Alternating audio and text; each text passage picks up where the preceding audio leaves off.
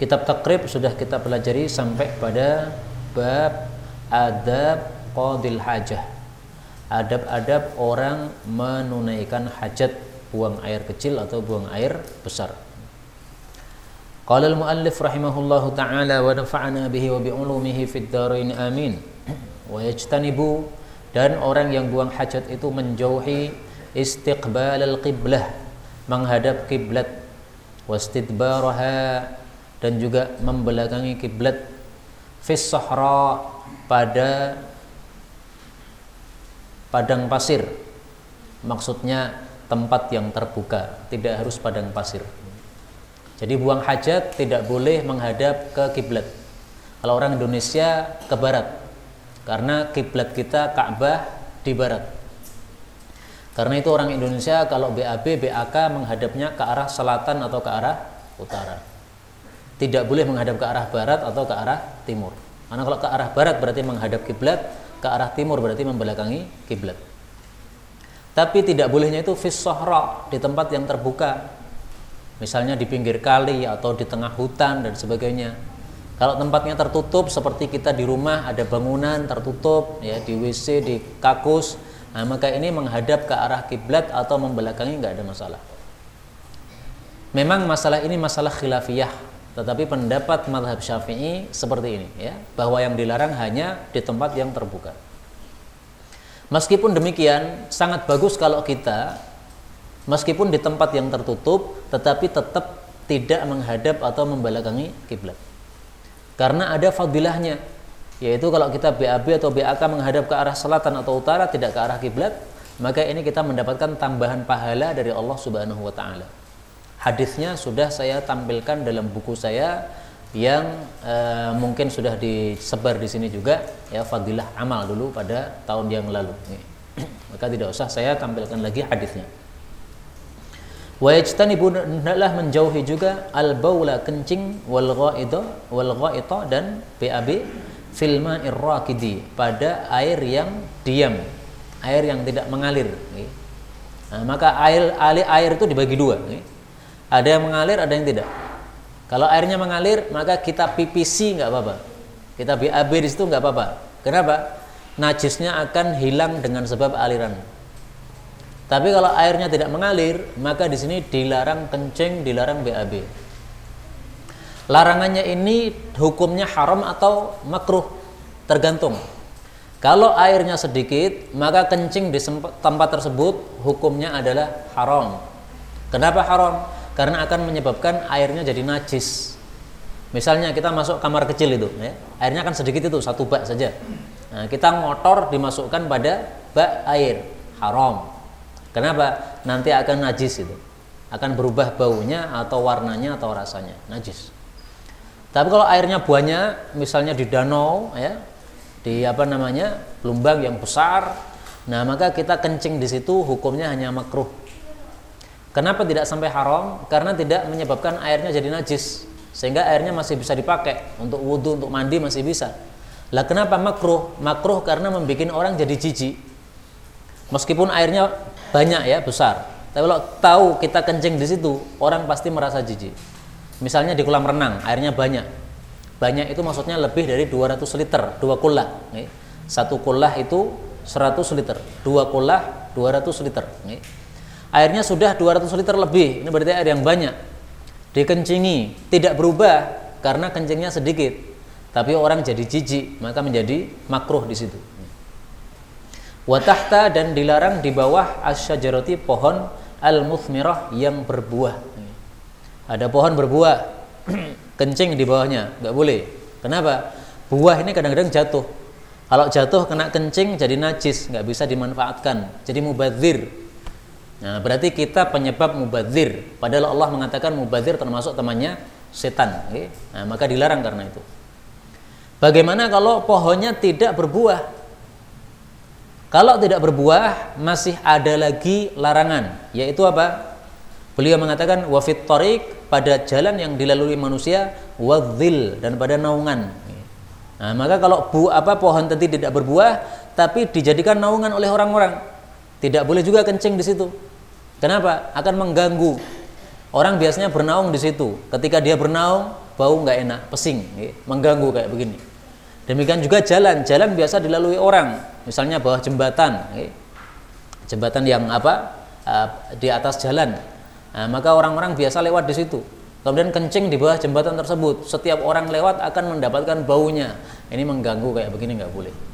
Maka ringkasnya adalah sebagaimana sabda Nabi Shallallahu Alaihi Wasallam dalam hadis yang sahih, la dororo wa la diroro. Tidak boleh memadoroti, tidak boleh saling memadoroti. Hadis riwayat Ibnu Majah sahih. Wasaqbi, tidak boleh kencing pada lubang. Di tanah ada lubang, dikencingi, nggak boleh. Ada seorang ulama ditanya, kenapa lubang nggak boleh dikencingi? Dia menjawab, katanya lubang itu tempatnya jin. Nah, jinnya kalau berada di situ kita kencingi, marah. Ini tampaknya ada pengalaman yang membenarkan pendapat ini. Karena dulu katanya ada orang kencing sembarangan, ya di lubang atau apa. Nah, di tengah-tengah kencing, tiba-tiba rasanya dia merasakan kemaluannya itu dipegang oleh makhluk halus, nih. Nggak kelihatan siapa yang megang, tapi terasa sekali dipegang. Akhirnya dia lari, ketakutan. Nah, ini mungkin dia kencing di tempat yang di situ ada jinnya marah, kurang ngajar, sopo ngotori, dipegang apa? Nah, ditetak gitu gimana coba? Kalau dia bawa gunting, ya susah. Nah, maka lubang ini dilarang untuk dikencingi. Kata guru saya Syekh Khalid Bahumaid, beliau mengatakan di lubang ini ada dua kemungkinan. Kemungkinan pertama, di situ akan ada hewan yang lemah. Maka kalau kita kencingi berarti kita memudarati hewan yang lemah. Kasihan dia. Kemungkinan kedua, di situ ada hewan yang kuat. Misalnya tadi ya, kalajengking atau ular. Nah, kalau hewannya kuat, kita akan termudarati oleh hewan tadi. Maka dilarang kencing di lubang, kenapa? Bisa jadi kita memudarati hewan yang ada, bisa jadi kita dimudarati oleh hewan yang ada di situ. Nah, maka dilarang dengan dua sebab ini. Wala yatakallam, tidak boleh ngobrol alal baul ketika BAK, ketika buang air kecil. Lah terus kalau pas BAB boleh nggak ngobrol? Kalau BAK saja nggak boleh, apalagi apa? BAB. Ya, jadi jangan dipahami, oh berarti yang nggak boleh ngobrol hanya kencing saja, enggak. BAB juga nggak boleh. Nah, maka jangan sekali-kali sambil BAB sambil HP-nan, nelpon orang, ini nggak sopan kayak begini. La yatakallam, jangan ngomong. Allah benci terhadap orang yang melakukan hal tersebut. Diam. Kalau Sayyidina Abu Bakar itu kalau sedang buang hajat, itu kepalanya ditutupi dengan surban gini. Kenapa? Katanya saya malu karena saya sedang membuka aurat. Jadi dia merasa dimanapun dilihat oleh Allah, sehingga malu karena dia sedang terbuka auratnya. Nah, ini tingkatan tinggi kayak begini, tingkatan para wali. Wala yastaqbilis syamsa, tidak boleh menghadap ke matahari, wal qamara, dan bulan. Wala yastadbirhuma, juga tidak boleh membelakangi matahari dan bulan. Maksudnya ketika matahari terbit, tidak boleh kita kencing menghadap ke arah timur. Ketika matahari tenggelam, tidak boleh kita kencing menghadap ke arah barat. Karena ini ketika tenggelam, ketika terbit. Tetapi ini belum kita temukan dalil dari Nabi Shallallahu Alaihi Wasallam. Karena itu kata guru saya Syekh Jabir, beliau mengatakan setiap melewati bab ini beliau selalu mengatakan ini tidak bisa dijadikan pedoman. Jadi tidak ada masalah kita kencing ke arah timur ketika matahari sedang proses terbit, nggak ada masalah, nggak ada larangan sama sekali, sehingga tidak merupakan sesuatu yang harus dijauhi. Nah, maka untuk yang poin ini nomor terakhir ini yang kita kasih tanda kurung, bahwa ini tidak ada masalah, tidak termasuk yang dilarang dalam agama Islam. Kemudian nawaqidul wudu, pembatal wudu. Walladzi yanqudul wudu, dan yang membatalkan wudu, sittatu asya, ada 6 perkara. Nah, kalau ada penyebutan 6 gini perlu dihitung, dikasih angka supaya kita ngerti di mana letaknya poin-poin ini. Pertama, ma kharaja, apa saja yang keluar minas sabilain, dari 2 jalur. Jalur itu maksudnya jalur kencing sama jalur BAB. Jadi kubul sama dubur. Apapun keluar dari 2 jalur ini wudu batal. Baik yang keluar itu cair seperti pipis, atau yang keluar itu keras seperti misalnya neker, keluar neker dari dubur, Kenapa? Kemasukan neker pada mulutnya akhirnya keluar. Meskipun yang keluar neker, meskipun suci nekernya tidak basah sama sekali misalnya, tetap ini membatalkan wudu. Semua yang keluar dari dua jalur itu. Yang kedua, wan naumu tidur ala ghairi tanpa hayatit mutamakin. Kondisi orang yang mutamakin. Mutamakin itu adalah duduk yang mantap. Maksudnya duduk mantap gimana? Dua bokongnya, bokong kan ada kanan sama ada kiri ya. Nah, dua bokongnya itu nempel pada tempat di mana dia duduk. Nah, itu namanya mutamakin. Jadi seperti saya ini duduknya lurus gini, ini mutamakin. Ini seandainya saya tidur ya dari habis pengajian jam 8 sampai dengan jam 3 misalnya. Tidurnya gini, nggak berubah, posisinya gini. Maka saya bangun langsung sholat, nggak apa-apa. Kenapa? Ini kondisi yang tidak membatalkan wudhu. Tapi kalau saya di tengah-tengah tidur kemudian berubah posisi miring gini, nah gini, nah ini batal wudhu saya. Kenapa? Yang nempel pada kayu hanya apa? Satu sisi pantat. Lah terus bedanya apa? Karena kalau dua sisi pantat kita duduk begini, kata para ulama, ini kalau akan keluar angin kentut, maka pasti akan terasa. Karena sempit itu, sehingga dia akan cari apa? Jalan. Nah pas dari jalan itu kita terasa, jadi bangun. Kalau kondisinya miring, nah, lewatnya bebas, blus, sehingga kita tidur keluar terus, blus, sehingga batal terus. Nah, itulah penyebabnya para ulama mengatakan kondisi yang mutamakin ini yang tidak membatalkan. Jadi fikih itu sangat nalar. Para ulama kalau mengatakan ini hukumnya gini, ini bukan ngawur, tetap ada alasannya. Memang kalau kita cari hadisnya mana itu, duduk mutamakin itu, yang nggak ada hadisnya. Tapi kan masuk akal gitu loh. Hadisnya adanya ya masalah tidur membatalkan wudhu ada, tapi tidak diperinci oleh Nabi tidur yang kayak bagaimana. Apakah tidurnya yang berbaring ataukah tidurnya dengan kondisi duduk atau dengan kondisi berdiri. Nah, maka orang tidur melumah itu membatalkan wudhu. Kenapa? Keluar kentut tidak akan ngerti dia, karena lubangnya bebas. Orang berdiri, nunggu antrian. Nah, karena antriannya lama berdiri sampai tidur, batal wudhunya. Kenapa? Ketika keluar kentut dia nggak terasa. Kondisinya mutamakin kayak begini, maka ini akan susah keluarnya air angin tadi, sehingga kita akan terasa ketika keluar kentut. Kalau tidak percaya silahkan dicoba sendiri. Pas panjenengan naik motor, kemudian panjenengan pengen ngentut. Kira-kira longgar apa susah? Karena saya pernah lihat Pak, ada orang naik motor itu gini Pak, naik ini bokongnya, ternyata wah nggak nyali tenan. Naik motor jengklit ngeten, ajeng ngentut ternyata, masya Allah. Kayak ora isen karo sing burine. Nah itu menunjukkan bahwa duduk mutamakin itu susah keluar angin. Yang ketiga, wazawalul akli, dan lenyapnya akal bisukrin atau bisakarin dengan sebab mabuk au marodin, atau dengan sebab sakit. Hilang akal itu ada dua macam. Ada yang hilang total, ada yang hilang sementara. Hilang total adalah misalnya gila. Gila itu hilang total. Kalau hilang sementara, ini contohnya sakar, mabuk. Mabuk itu kan sementara. Nanti kalau udah siuman, maka akalnya balik lagi. Marot juga begitu, sakit.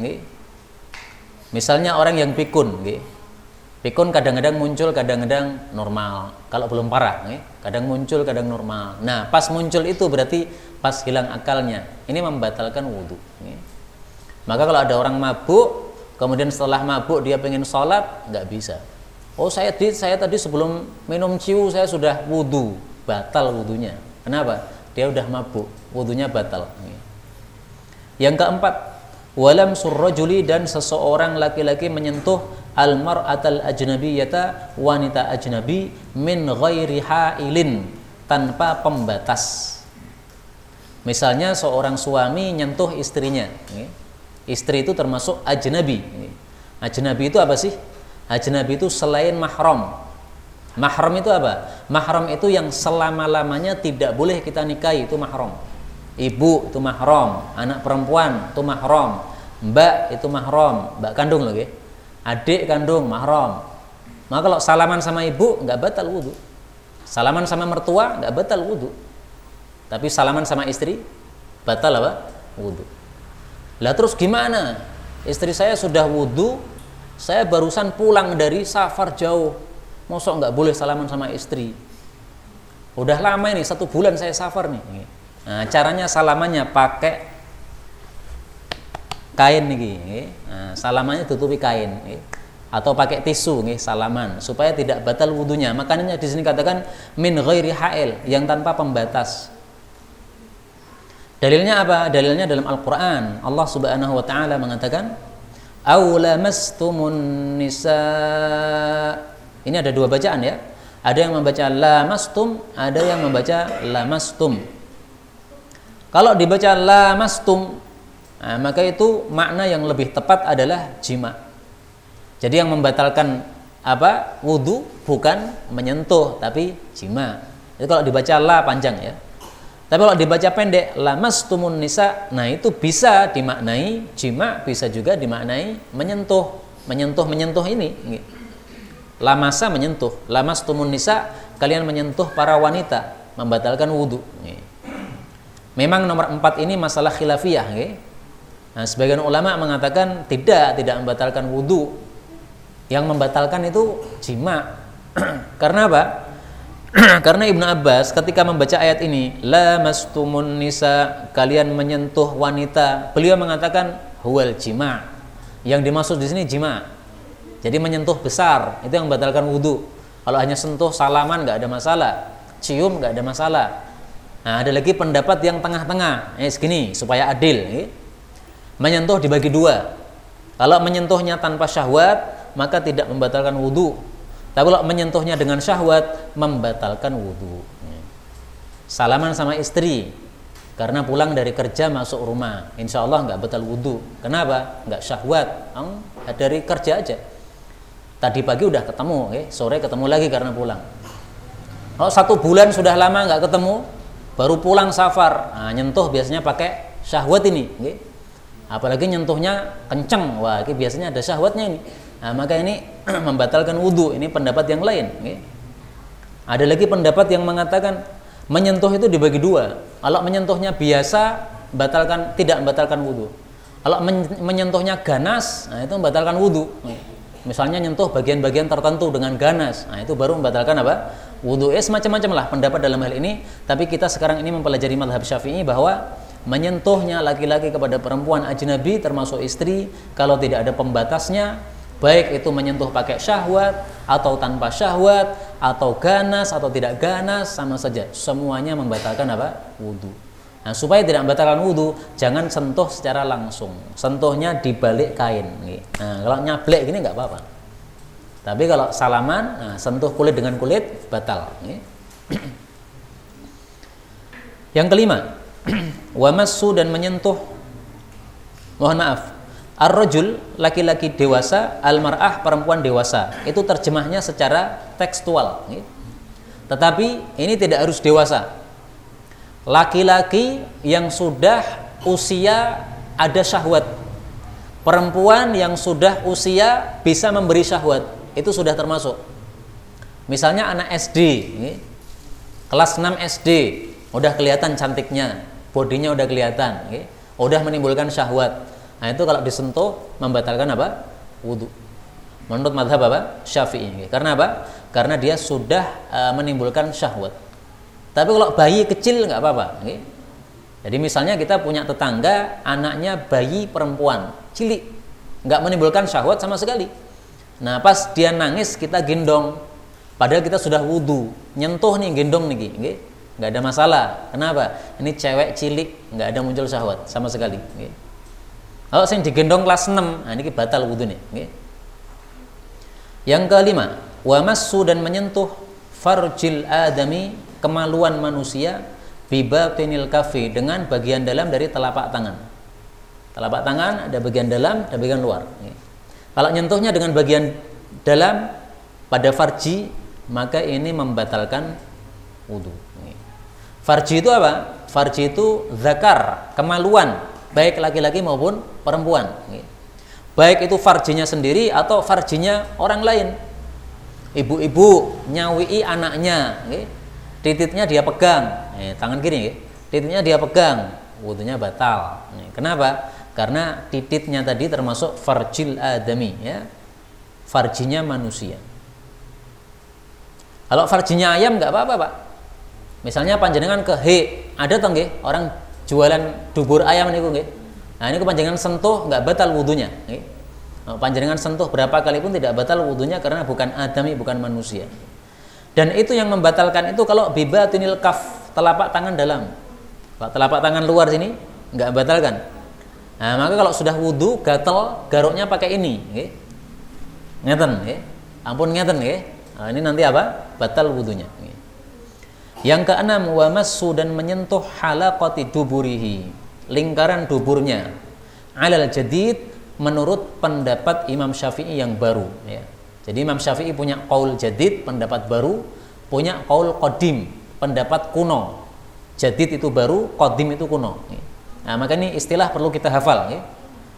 Kalau dikatakan jadid, pendapat barunya Imam Syafi'i. Kalau dikatakan qadim, pendapat kunonya Imam Syafi'i.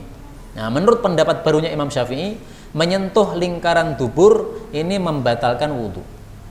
Kenapa? Karena dubur itu sama dengan farji. Farji itu artinya apa sih? Lobang. Lobang depan keluar kencing darinya. Lobang belakang keluar BAB darinya. Okay? Nah, maka sama-sama sebagai farji, disentuh membatalkan wudu. Kenapa Imam Syafi'i punya pendapat jadid baru sama pendapat qadim, pendapat kuno? Imam Syafi'i itu termasuk ahli kelana untuk mencari ilmu, berkelana ke sana kemari. Jadi dia nggak rela kalau hanya mencari ilmu di kotanya. Dia tinggalnya di Mekah. Imam Syafi'i itu asalnya orang Palestina. Tapi setelah bapaknya wafat, ibunya pengen ini jadi orang yang berilmu, maka dia bawa di tempat sumber ilmu, dibawa ke Mekah. Sampai di Mekah mencari ilmu, ahli syair, ahli panah. Sampai-sampai kalau beliau memanah itu dari berapa ya? 10 itu yang meleset 1. Habis itu 10 yang meleset 0.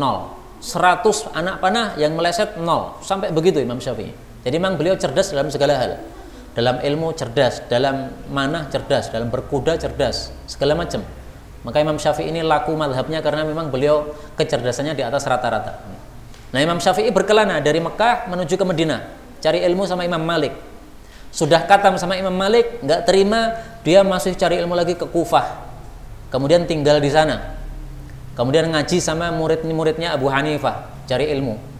Maka mazhab Abu Hanifah, mazhab Maliki, mazhab Syafi'i, mazhab Hambali, ini sebenarnya orang-orang yang hampir semasa. Jadi saling bertemu antara orang-orang tersebut.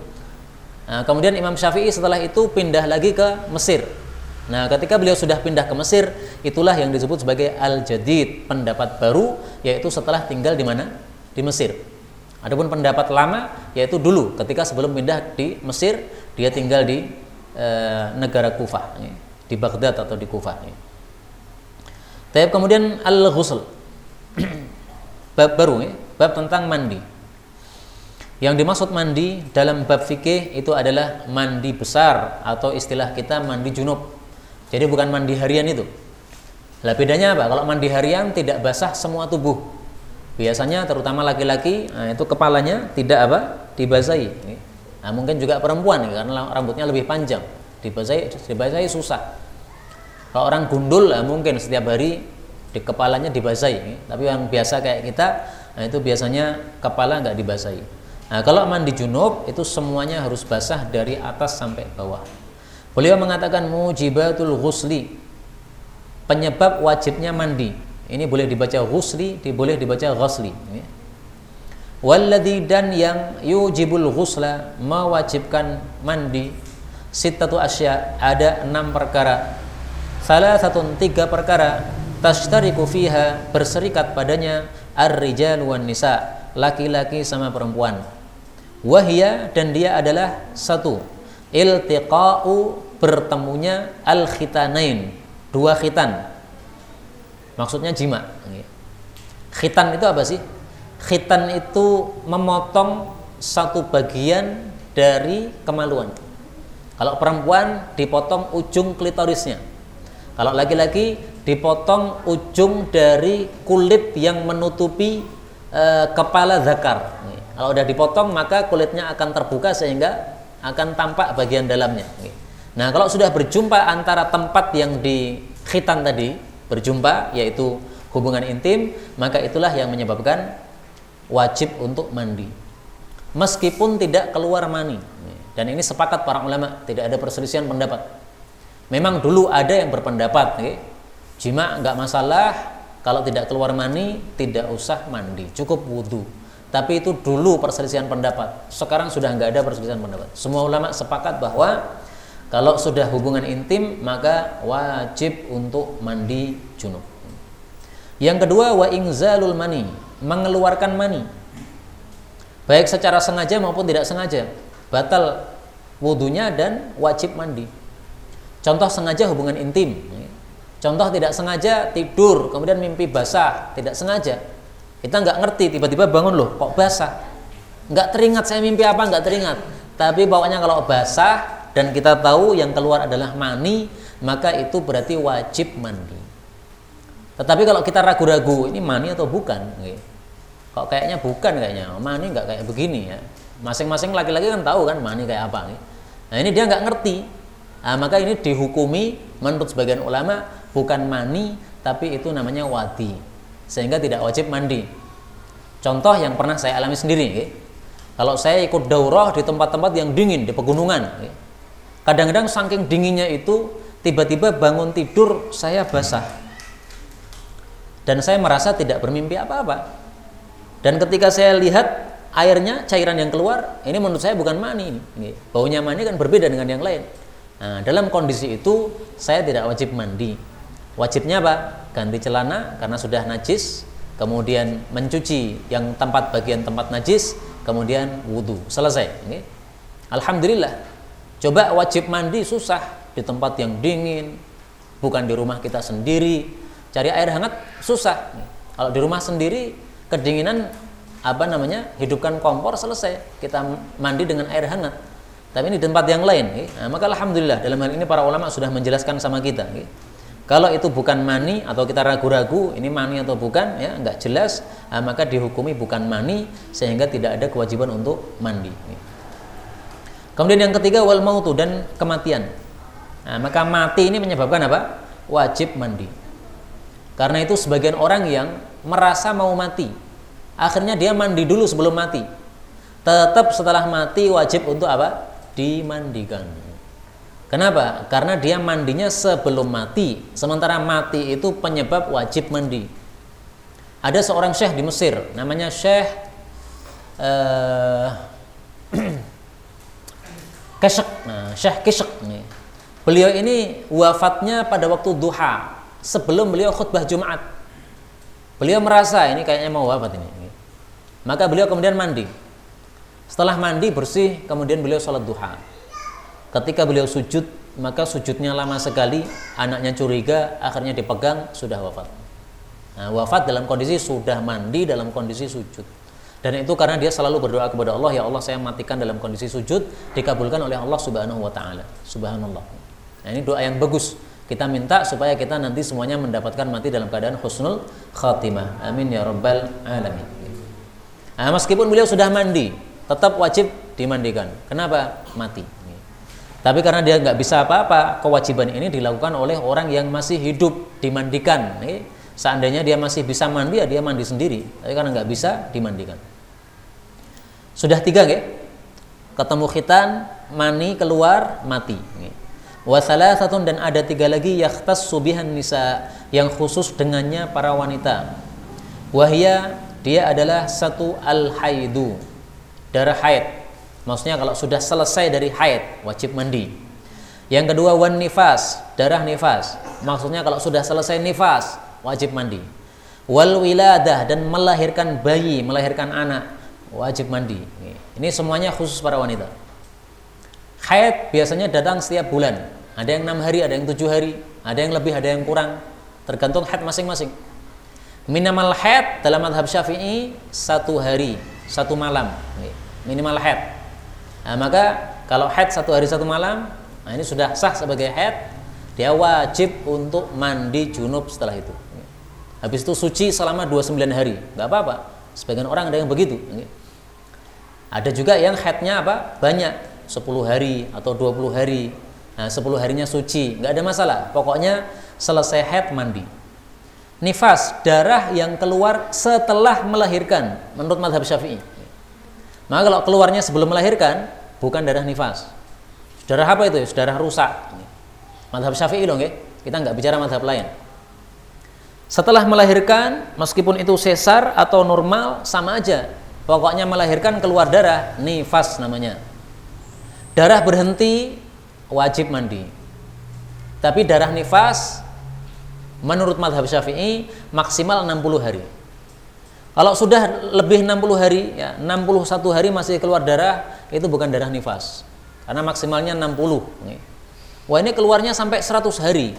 Nah, berarti yang 60 hari nifas, kemudian yang 30 harinya, 40 harinya berarti bukan nifas. Darah rusak namanya. Wajib mandi pada hari ke-61-nya. Wal wiladah, melahirkan anak. Sebagian orang heran, loh dalilnya apa? Melahirkan anak wajib mandi. Memang kalau dicari secara tegas sabda Nabi nggak ada. Wahai para wanita, kalau kamu sudah melahirkan mandilah, nggak ada. Tapi saya ulang-ulangi lagi, fikih itu selalunya nalar, nggak mungkin fikih nggak nalar, nggak mungkin.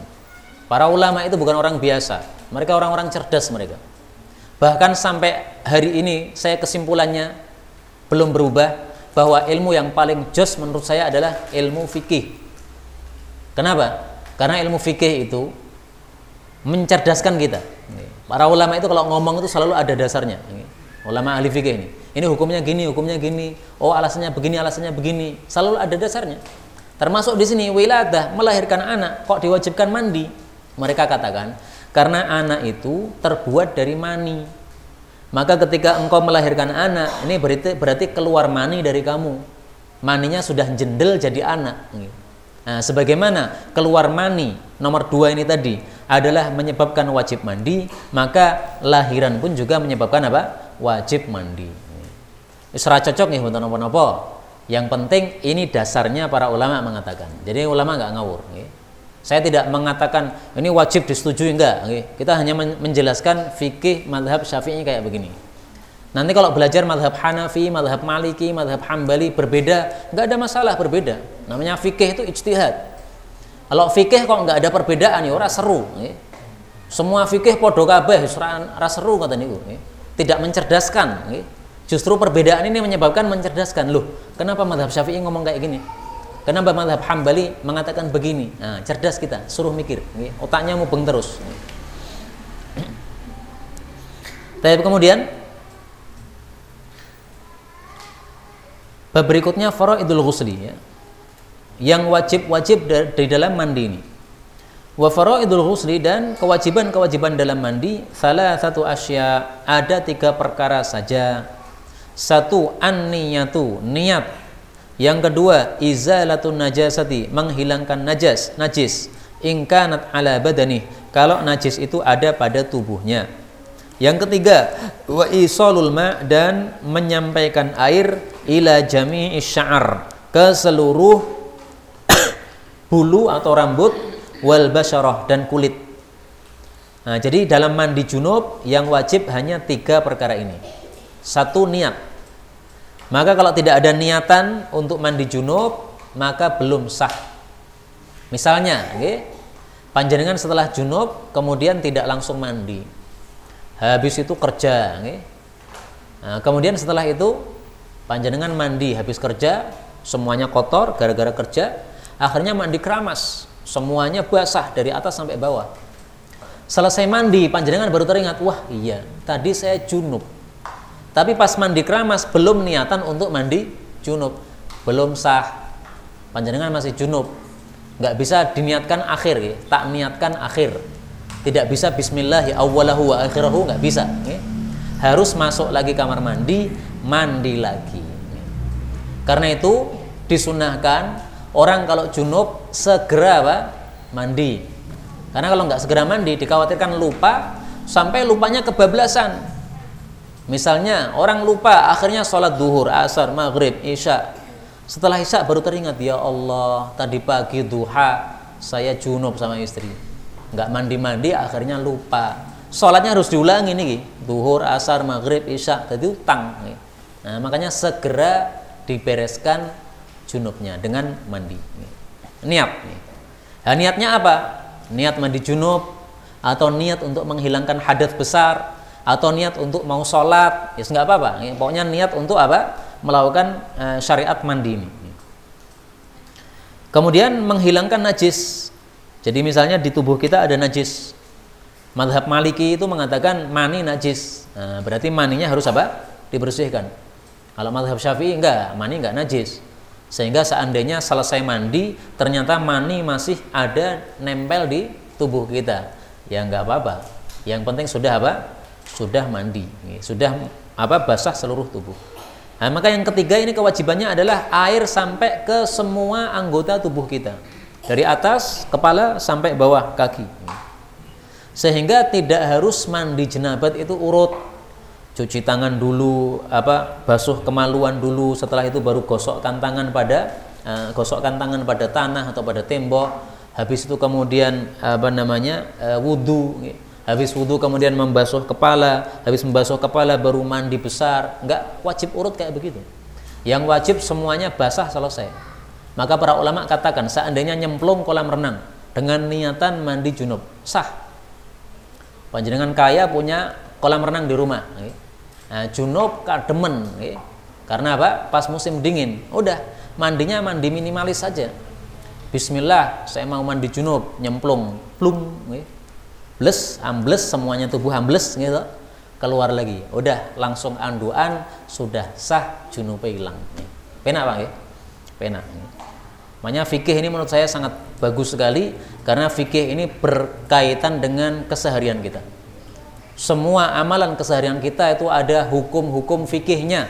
Maka kalau nggak belajar hukum fikih susah. Dengan belajar hukum fikih jadi enak, ngerti. Oh hukumnya kayak gini, oh begini. Ada kelonggaran-kelonggaran. Dulu saya sebelum belajar fikih kesusahan, karena ketika daurah di tempat-tempat yang dingin, tiba-tiba bangun basah, saya mandi, padahal kedinginan, sangat tersiksa dengan dinginnya air di sana. Wong wudhu saja sudah kedinginan, apalagi harus mandi junub. Nah setelah belajar fikih baru paham, oh ternyata kalau keluar begitu itu ada dua macam. Kalau keluarnya mani maka jelas mandi junub, tapi kalau bukan mani atau ragu-ragu maka karena sifatnya bukan sifat mani ya, nah, maka itu bukan mani. Baik, kita lanjutkan sunanul ghusli, sunnah-sunnah mandi. Kalau tadi kan wajib ya, yang wajib 3. Sekarang yang sunnah ada berapa? Wa sunanuhu khamsatu asya. Sunnahnya ada 5, lebih banyak. 1 at-tasmiyah, membaca apa? Bismillah. Nah kemarin saya jelaskan bahwa tasmiyah itu bismillah. Kalau basmalah itu namanya apa? Bismillahirrahmanirrahim. Tapi kalau dalam mazhab Syafi'i enggak gitu. Dalam mazhab Syafi'i tasmiyah bismillah itu sudah cukup. Tapi seandainya tambahi ar-rahmanirrahim, bismillahirrahmanirrahim, maka lebih utama menurut mereka loh nggih, mazhab Syafi'i. Nah, maka sebelum mandi baca bismillah atau baca bismillahirrahmanirrahim lebih sempurna menurut mazhab Syafi'i. Kedua, wal wudu qablahu, wudu sebelum mandi. Maka wudu dalam mandi junub ini tidak wajib. Seandainya orang tidak wudu sama sekali, tapi sudah nyemplung seluruh tubuh ke kolam renang tadi, udah keluar sudah suci dari junub, langsung sholat malam boleh nggak? Boleh. Loh tadi belum wudu. Ya belum wudu, tapi kan sudah mandi. Mandi menghilangkan hadas besar. Nah maka karena hadas besarnya sudah lenyap, berarti dia sudah boleh untuk sholat, nggak ada masalah. Yang ketiga, wa imrarul yadi, dan menjalankan tangan alal jasadi, pada tubuh. Istilahnya para ulama itu adalah dalak. Dalak itu gosok. Jadi tidak hanya jebur-jebur tok, tapi digosok.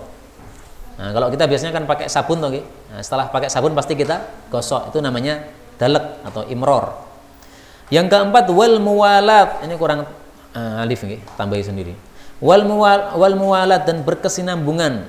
Kesinambungan sudah kita jelaskan kemarin, yaitu antara anggota satu dengan anggota berikutnya dibasahi dengan tanpa jeda. Kalaupun pakai jeda itu tidak sampai menyebabkan keringnya anggota tubuh kita. Misalnya, okay, wudu setelah membasuh muka kemudian membasuh tangan. Nah, ketika membasuh tangan ini jangan sampai mukanya sudah kering. Kalau sudah kering kerontang, maka melanjutkan membasuh tangan nggak bisa. Misalnya ketika wudu sudah membasuh muka kemudian ditelepon orang, kita angkat telepon, ngobrol 10 menit, kering wajah. Nah, habis itu lanjutkan tangan, nggak bisa. Ulangi dari awal lagi. Nah, itu yang disebut muwalat, harus berkesinambungan. Yang kelima, tapi ini sunnah, untuk mandi hukumnya apa? Sunnah. Untuk mandi sekali lagi hukumnya apa? Sunnah. Kalau untuk wudu hukumnya beda lagi. Yang kelima, wa taqdimul yumna, dan mendahulukan yang kanan alal yusra, daripada yang kiri. Maksudnya ketika mandi disunahkan air dituangkan pada bagian kanan dulu. Tubuh kita ini kan ada kanan ada kiri kan, kanannya sini, okay. Nah, maka dituangkan di kanan baru kemudian dituangkan di kiri. Ini semuanya sunnah. Seandainya pakai gayung besar langsung tuangkan di tengah badan ini, semua tubuh kena, tidak ada kanan tidak ada kiri, semuanya kena, nggak ada masalah. Karena ini hanya sunnah saja. Para ulama ngomong kayak gini, apakah ada dalilnya? Ada. Saya tampilkan salah satunya aja, tidak usah semua dalilnya.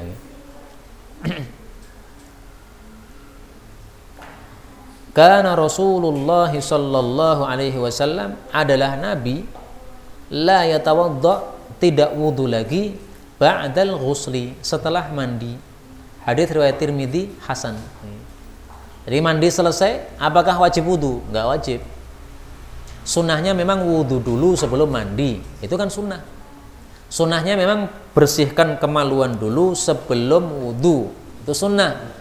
Tapi seandainya cuma menuangkan air sampai seluruh tubuhnya basah, udah selesai, junubnya sudah habis, haidnya sudah habis, ya, nifasnya sudah habis, ya, hadas nifasnya, hadas haidnya sudah habis semuanya. Kalau memang sudah basah seluruh tubuhnya. Inilah yang dapat kita pelajari pada malam hari ini, benarnya dari Allah Ta'ala, dan apabila ada salahnya fa astaghfirullahaladzim li wa lakum. Insyaallah pada pertemuan berikutnya akan kita bahas al-ightisalatul masnunah, mandi-mandi yang hukumnya sunnah. Karena yang kita bahas tadi adalah mandi junub, dan mandi junub itu hukumnya wajib. Adapun selain mandi junub maka hukumnya adalah sunnah. Misalnya mandi Jumat, ya itu sunnah. Sehingga Jumatan tanpa mandi sah nggak? Sah. Tapi jangan bawa bau. Nah, makanya disunahkan mandi ketika Jumatan supaya apa? Tidak mengganggu jamaah. Kasihan habis kerja kita kemudian keluar keringatnya, baunya nggak enak. Jamaah Jumat banyak orang. Banyak orang semakin banyak yang terganggu. Ini memadoroti kayak begini, nggak boleh. Maka termasuk HP ini.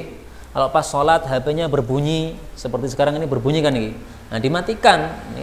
Ambil dari kantong kita, matikan, nggak ada masalah. Jangan dibiarkan HP-nya berbunyi mengganggu semua jamaah yang ada di masjid. La darara wala dirar. Inilah kaum muslimin rahimani wa rahimakumullah, benarnya dari Allah, dan apabila ada salahnya fa astaghfirullahaladzim li wa lakum. Sisa waktu saya buka untuk tanya jawab, baik berkaitan dengan tema maupun secara bebas.